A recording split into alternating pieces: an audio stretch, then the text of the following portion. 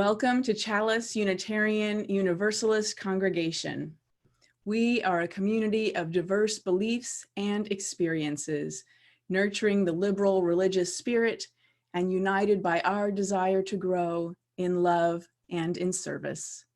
Whoever you are, whomever you love, whatever your life's journey, you are welcome here. Whether you gather with us every Sunday, once or twice a year, or are here with us this morning for the first time, we are glad you are here. I'm Reverend Sharon Wiley, Chalice's minister. Our worship musician this morning is Justin Gray, and our song leader is Laura Brown. Welcome to our online worship service. Let me orient you a little bit to this experience. You do not have a microphone. You might have a microphone on your computer, but in this space, you're muted and you cannot unmute yourself. You're also not visible. So you don't need to worry that anyone can hear what you're saying or see what you're doing wherever you are. We hope you're nice and comfortable, enjoying some kind of morning beverage. And yeah, you don't have to worry that anyone sees or hears you. If you get a notice that pops up during the service that says internet unstable, that means that your internet is unstable. If that happens, you might want to turn off other devices using Wi-Fi in your home to help stabilize your connection. If my internet becomes unstable or if Zoom crashes, that hasn't happened to us yet, but I've heard from colleagues in other parts of the country that they've had some Zoom troubles this morning. That's the thing that could disrupt our worship. So that's just how it is. So try not to be stressed out if that happens. If we're kicked out of this webinar format, this meeting, just try to come back in and assume if you're having troubles that other people are. But let's hope that Zoom has fixed whatever was happening in other parts of the country already. So yeah, those are moments to practice patience and use all of our spiritual practices. I always hope that by talking about that up front, that then nothing will happen. So this is me standing at the door saying hello on Sunday morning. Since I can't hug you myself, let's all give ourselves a big hug of hello and welcome. If you share living space with other people, might give them a hug this morning. Sometimes we can get busy and not remember to reach out and be friendly to each other. Now on your Zoom menu is a button that says chat. Chat is where we get to talk to each other during the service if you want to. So I'll come back to that in a second. But the first thing well, we've already been posting in the chat, but I'm going to put in the chat a link to our online connection card. If you are new to the congregation and would like to receive our email announcements, you can fill out our online connection card, and that's how you get onto our email list. We have more Zoom activities that happen during the week. That information isn't on our public website, it's on our email list.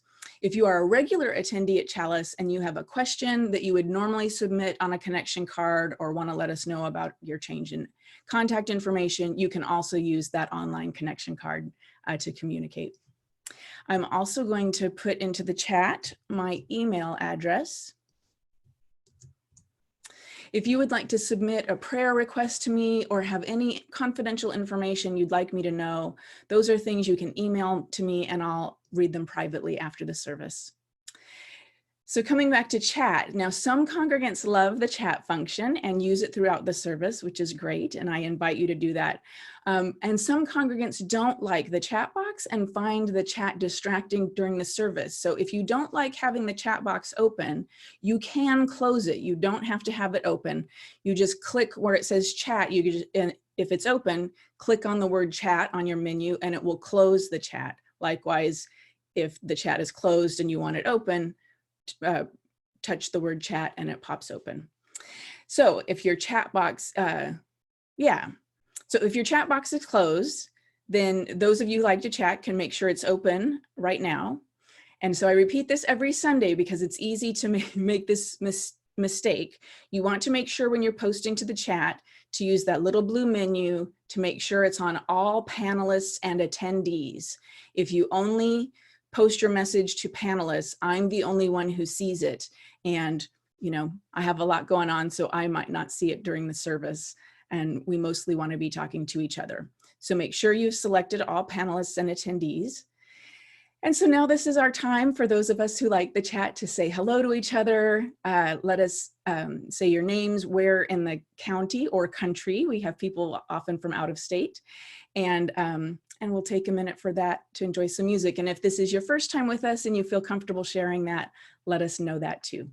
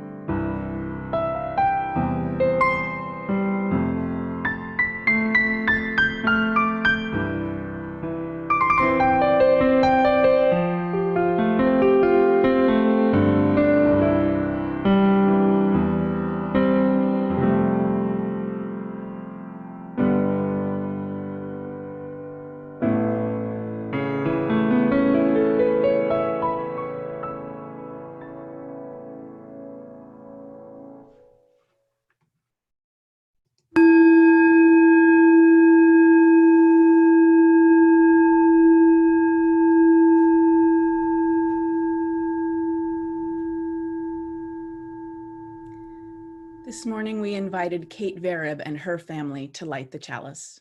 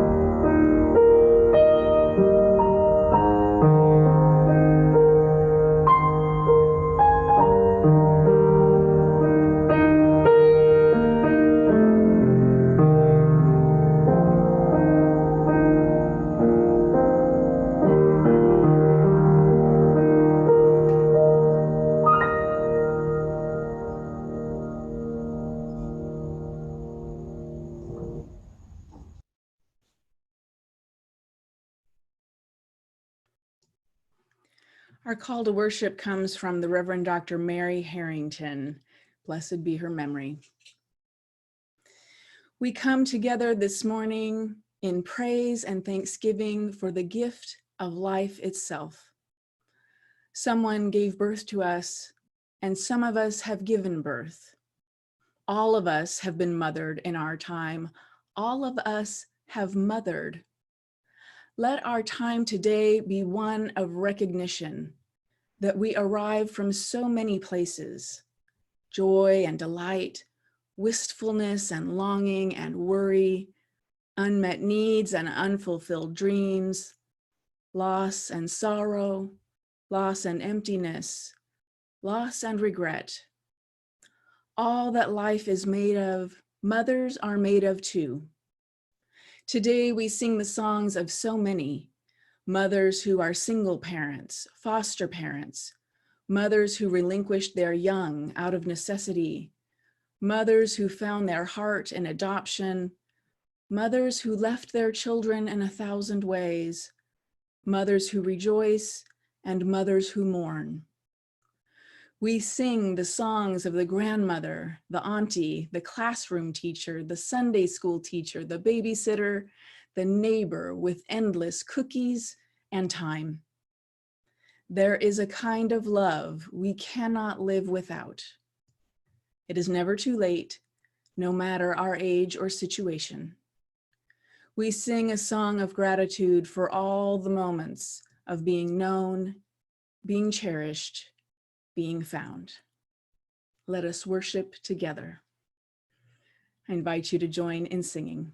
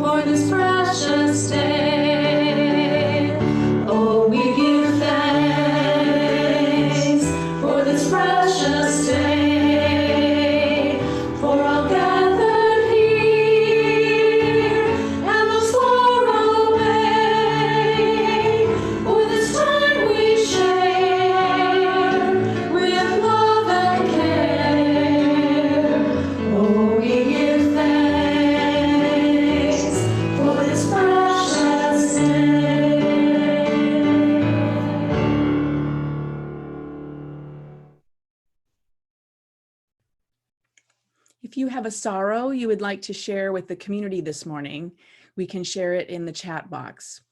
We won't share these out loud, but we can respond to each other in the chat. This is a time for sorrows. We'll share joys a bit later on. We'll listen to some music. And if you have a candle in your own home that you would like to light for sorrows, this is the time.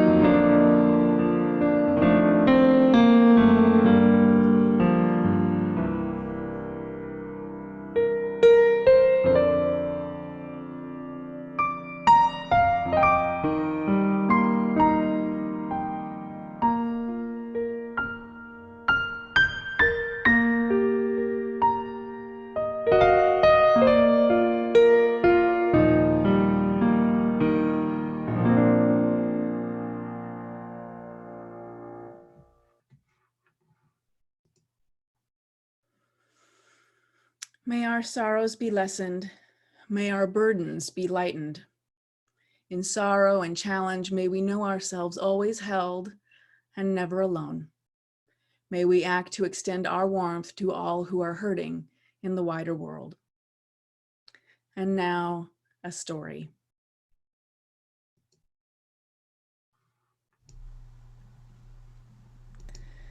When the Wind Stops is written by Charlotte Zolotow and illustrated by Stefano Vital. The great bright yellow sun had shone all day, and now the day was coming to an end. The light in the sky changed from blue to pink to a strange dusky purple. The sun sank lower into the long glowing clouds. The little boy was sorry to see the day end. He and his friend had played in the garden. When they were tired of playing, they lay down in the grass and felt the sun on them, warm and soft, like a sleepy cat resting. There had been icy lemonade in the afternoon, which they drank under the pear tree, and the little boy's father read him a story on the porch before he went to bed.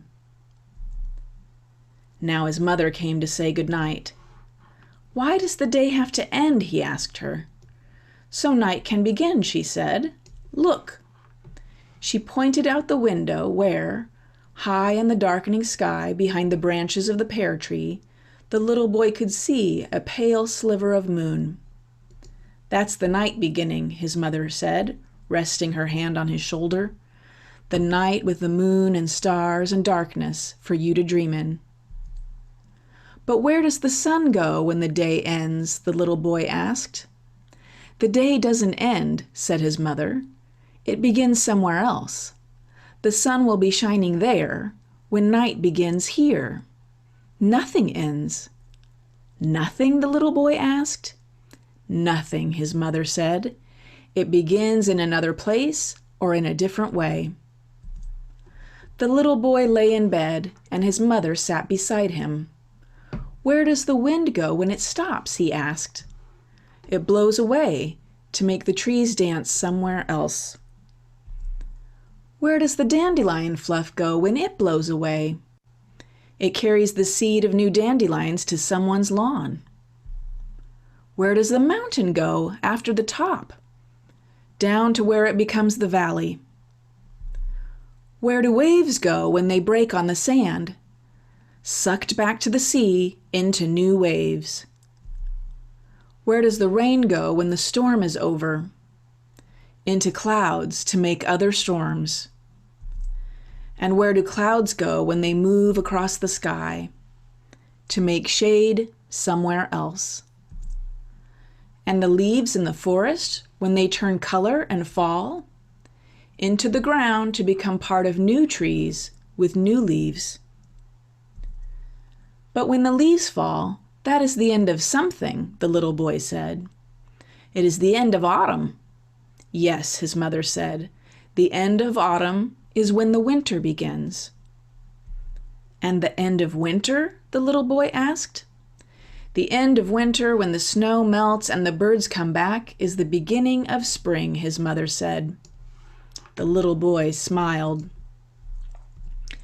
"It really does go on and on," he said. "Nothing ends." He looked out at the sky. The sun was gone completely. The lovely pink clouds had disappeared. The sky was dark and purple-black. High above the branches of the pear tree shone, clearly now, a thin new moon. "Today is over," his mother said. "It's time for sleep. And tomorrow morning when you wake, the moon will be beginning a night far away, and the sun will be here to begin the new day."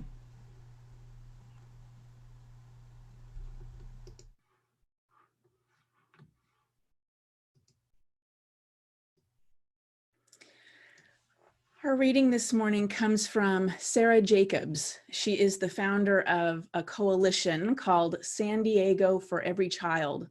They have a goal of reducing child poverty in San Diego County. This excerpt comes from an opinion piece she recently wrote for the Voice of San Diego newspaper. Right now, our doctors, nurses, grocery store workers, hospital, janitorial, and food service staff, postal workers, lab techs, first responders, military personnel, and other critical workers are providing essential services necessary for our community to overcome COVID-19. And in addition to their important role in our emergency response, many of them are also worrying about who will care for their children during their working hours. Stories from the front line are those of nurses watching one another's children in between shifts, of first responders having their children wait in air-conditioned cars when they're called to an emergency, of grocery store workers ending overtime shifts only to go home to manage their children's daily learning.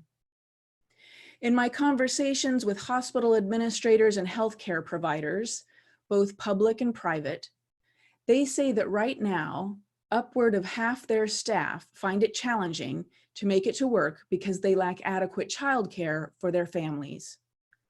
At a time when our healthcare system is already overburdened, this drain on capacity is a serious problem. And it's not just our healthcare system. Childcare has long been recognized as a critical readiness issue by the military. A 2007 RAND study found that high-quality childcare is both a readiness and a retention issue for our military, a population that is only further overburdened now with COVID-19 infections. On the campaign trail, childcare is, perhaps surprisingly, the top issue I hear from military families. The same goes for our first responders, who, by virtue of their irregular shift scheduling, already have a harder time finding childcare that meets their needs. COVID-19 has exposed these system failures, but it has by no means created them. Even before COVID-19, families across our region were struggling to access childcare. In San Diego, childcare is as expensive as, and often more expensive than, college tuition. Of particular concern are the large gaps in San Diego County between the need and availability of childcare, especially for working parents. Across the country, nearly 190,000 children under 12 don't have an available childcare spot or a stay-at-home parent to care for them. I'm going to say that again. Across San Diego County, nearly 190,000 children under the age of 12 do not have available childcare through a location or a service or a stay-at-home parent to care for them. In fact, 66% of local families with young kids live in areas where care is not regularly available. And worst of all, a recent study shows that subsidized childcare was unavailable for 91% of San Diego County infants and toddlers who live in eligible families. Partially as a result of our lack of accessible and affordable childcare, San Diego has the second lowest female participation rate in the workforce among major American cities. Existing gaps in our childcare sector cost the United States economy nearly $57 billion each year in lost earnings, productivity, and revenue.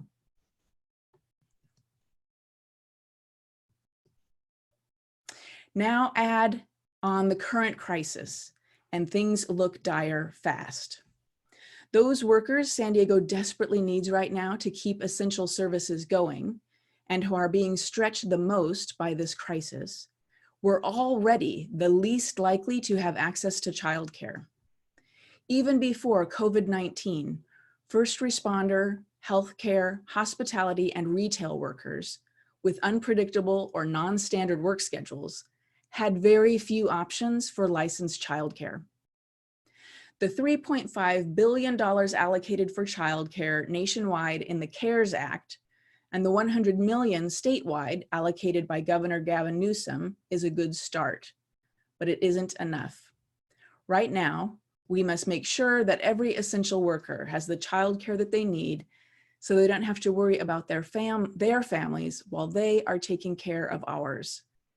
But as we get through this pandemic and in preparation for whatever is to come, the next call to action is making sure that all families have access to high quality, affordable childcare.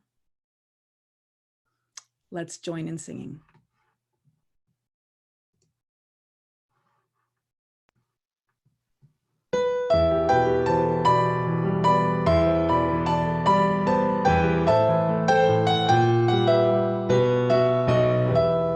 For each child that's born, a morning star rises and sings to the universe who we are. For each child that's born, a morning star rises and sings to the universe who we are. We are our grandmother's prayers, and we are our grandfather's dreamings. We are the breath of our ancestors. We are the Spirit of God. We are mothers of courage and fathers of time. We are daughters of dust and the sons of great visions. We're sisters of mercy and brothers of love. We are lovers of life and the builders of nations. We're seekers of truth and keepers of faith. We are makers of peace and the wisdom of ages. We are our grandmother's prayers, and we are our grandfather's dreamings. We are the breath of our ancestors. We are the Spirit of God. We are mothers of courage and fathers of time. We are daughters of dust and the sons of great visions. We're sisters of mercy and brothers of love. We are lovers of life and the builders of nations. We're seekers of truth and keepers of faith. We are makers of peace and the wisdom of ages. We are our grandmother's prayers, and we are our grandfather's dreamings. We are the breath of our ancestors. We are the Spirit of God. For each child that's born, a morning star rises and sings to the universe who we are. For each child that's born, a morning star rises and sings to the universe who we are. For each child that's born, a morning star rises and sings to the universe who we are. For each child that's born, a morning star rises and sings to the universe who we are.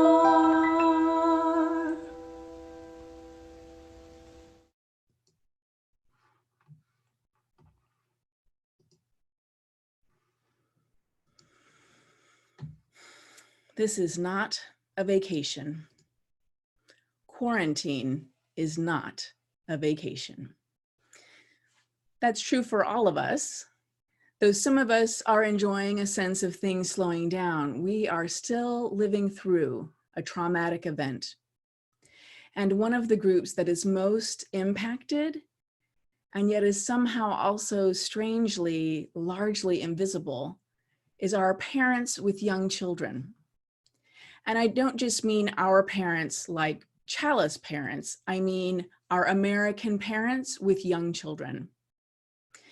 Perhaps we don't see or hear more about them because they are too terrifically busy and exhausted to organize themselves into a collective political movement just yet. Even before the pandemic, parents with young children were easily our busiest, most overwhelmed group of congregants at Chalice. Now the pandemic and the stay-at-home orders have made things for most parents even harder. There may be one or two parents trying to make the adjustment to working from home. Compliance with stay-at-home orders and social distancing means that childcare, even babysitting, is unavailable. Grandparents who used to provide support are now some of the people most vulnerable to illness, and many families are, of course, keeping their distance. Schooling is now supposed to occur at home somehow, and having more children of different ages means there's more schooling to figure out, more devices to manage, more technologies to try to use. Children with special needs are impacted by the changes in structure and routine, as well as the loss of or change in available support systems. And our teens are perhaps the most impacted age group of all. The teen years are a time when one's peer group is where some of the most important formative relationships happen. As I heard someone describe it, having school at home is all the things young people don't like about school, with none of the things that make school fun and enjoyable. And of course, many parents need to deal with all the things I just mentioned, while also working outside the home in an essential position, which brings with it higher risks of exposure to illness.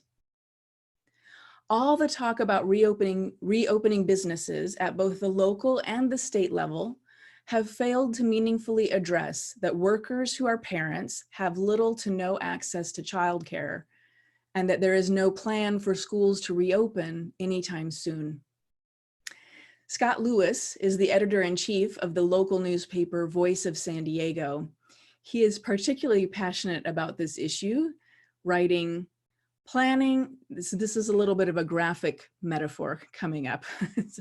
Planning for salons and restaurants and spas and warehouses and bookstores and technology companies to open, but not even mentioning where the employees' kids will go during the day is like setting out all the chairs for a wedding ceremony without discussing the fact that the bride is actually dead. He goes on to write, "Don't let them tell you schools are a separate issue from businesses. If you are a parent with 3 kids, barely keeping up with your job and helping them connect to the array of spotty distance learning efforts, and your boss says, hey, it's time to come to work, how separate from the economy is school and summer camp going to feel?" Journalist Kristen Takeda, writing for the Union Tribune, recently reported the following, that Bob Mueller, a program specialist for student support services at the San Diego County Office of Education, commented that the school week as we know it may be done. Takeda wrote, Mueller says schools should start planning for the possibility that they may have to abandon the typical 5 days a week in-person school attendance model. It can mean using schools as learning centers where students check in, face-to-face or virtually, with teachers once a week or so for support. Of all the cultural and societal changes we are potentially facing, the impact of the coronavirus crisis on children and families is possibly the most profound. Before the pandemic, our Director of Family Ministries, Chris O'Connor, and I would talk often about the challenge of helping the congregation as a whole know what's happening with children's religious education. At the 9 a.m. service, some, but not all, of the children were visible in worship up until story time, and then they'd leave together. It's easy for children's religious education classes to be largely invisible to the congregation, but at least we could see the children on the courtyard between services. And of course, we were all looking forward to finally having our new playground in regular use. And now, the invisibility of our children and families is heightened. Classes for children and teens happen online, even chalice classes. So many of us don't see how hard Chris is working, how hard the rest of our family ministries team is working. So this is what I want to say to our parents with minor children this morning. Even though we can't see you, we see you. There is nothing wrong with you, but this situation may feel overwhelming. Our leaders at every level are failing to address the needs of families. Access to affordable childcare was a problem even before the pandemic, and it's a societal-wide problem, not a problem for individuals to figure out each on their own. It is okay if you don't love being with your children 24 hours a day, every day. You are still a good parent. It's okay if you don't have the skill set to be your child's or children's teacher. You are still a good parent. It is okay if you are not trying to replicate school at home. And I know several of our parents have made this decision. You are still a good parent. And I know you must have times of feeling alone, but please believe me, you are not alone.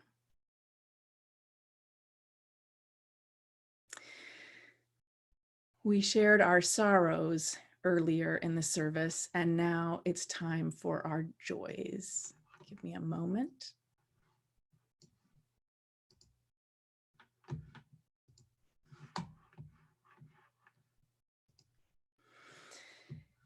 If you have a joy you would like to share with the community this morning, now is the time to share that, and those in the chat box. We won't share these out loud, but we'll respond to each other in the chat for those of us who like the chat function. This is the time for joys. We'll listen to music, and if you have a candle in your home that you would like to light for joys, this is the time.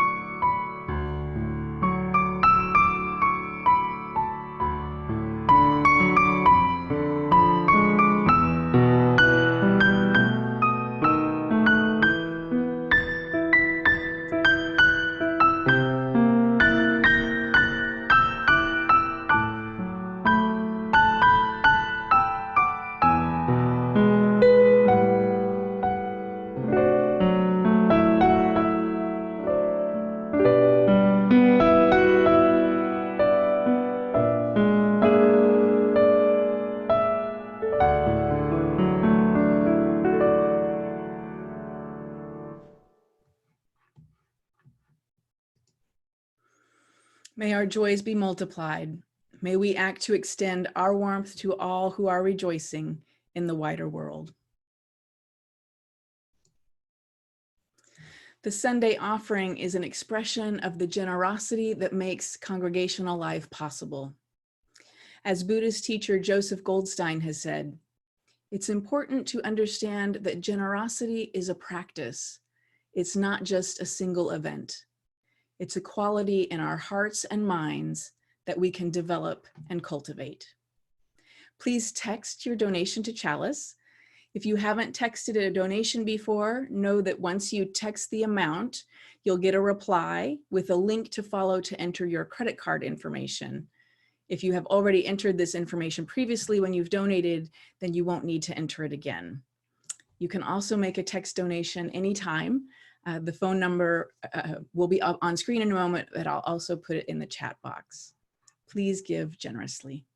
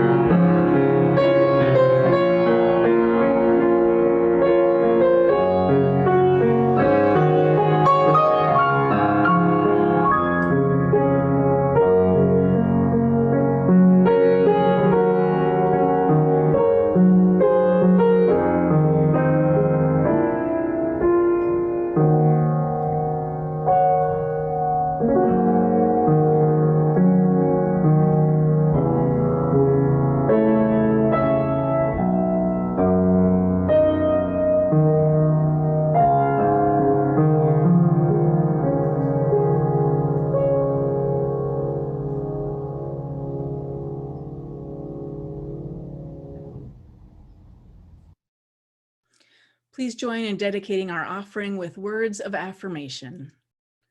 Open hearts, open minds, open doors, nurturing spirits, seeking justice within the wider world. This is our mission.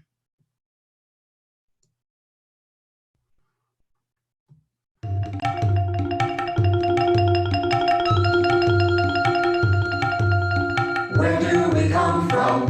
What are we? Where are we going? Where do we come from? What are we? Where are we going? Where do we come from? Where do we come from? Mystery, mystery, life is a riddle and a mystery. Mystery, mystery, life is a riddle and a mystery. Where do we come from? Where are we going? Where do we come from? Where are we going?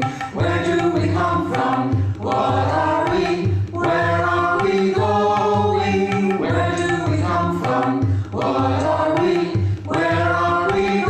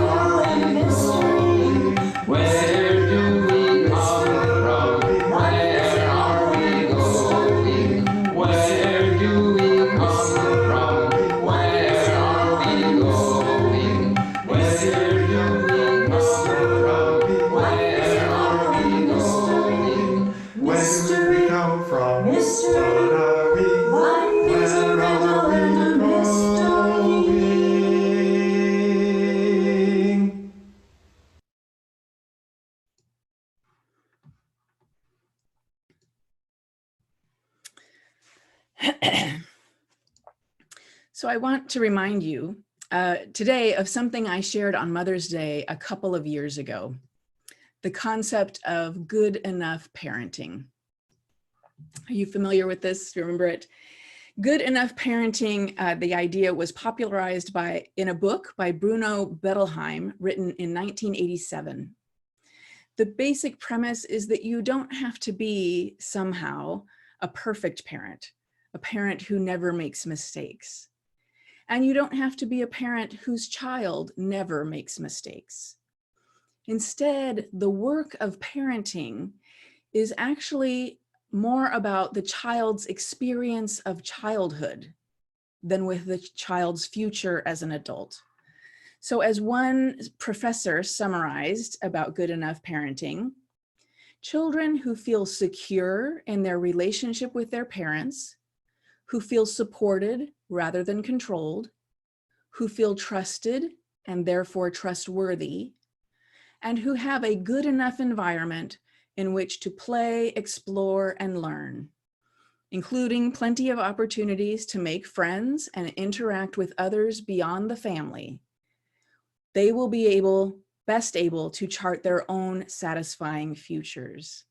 So remember that it's still possible to interact with others beyond the family and for children to make friends, even in these quarantine times.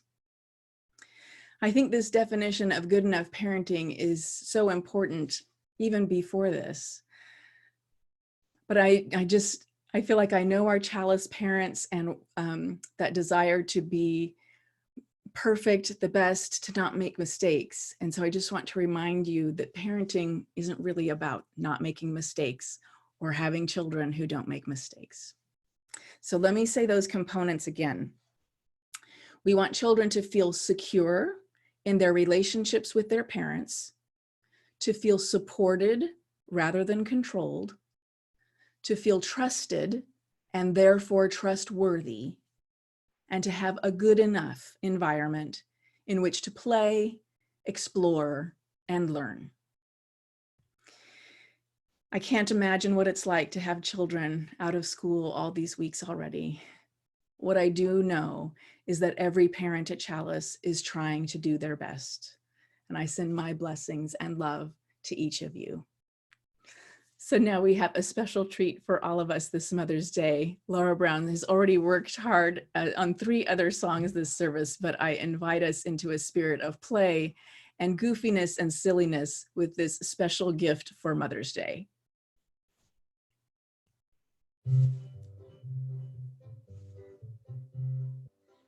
Ooh, ooh, you want the screen share. Sorry about that.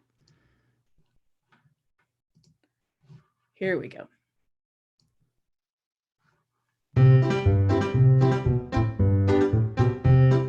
Every day you keep me safe and warm and loved and fed. But today's your special day, it was my turn instead.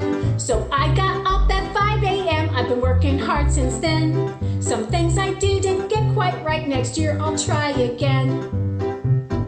Just for you I did my best to cut my own hair. Some places came out pretty good and some are kind of bare. I washed all your nicest clothes, but the washer wasn't free. So I used the dishwasher, pretty smart of me. Remember, no one's perfect, every kid has faults. Remember, it's the thought that counts more than the results. My heart was in the right place, even though I did it wrong. It was all to say on Mother's Day, my love for you is strong. I vacuumed really quietly, I didn't use the power. I cleaned your dirty iPad screen, I held it in the shower. I painted all the ceilings, it was easy with the mop. Now the carpet's painted too with cool rainbow drops. I answered all your work email with just leave me alone. And we gave a prince from Scandinavia a loan. I watered all the houseplants with the garden hose. I forgot to turn it off, sometimes that's how it goes. Remember, no one's perfect, every kid has faults. Remember, it's the thought that counts more than the results. My heart was in the right place, even though I did it wrong. It was all to say on Mother's Day, my love for you is is strong. My heart was in the right place even though I did it wrong. It was all to say on Mother's Day, my love for you is strong. It was all to say on Mother's Day, my love for you is strong.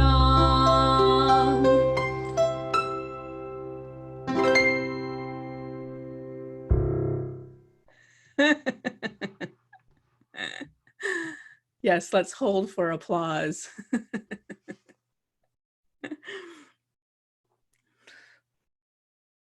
And let's take a breath together.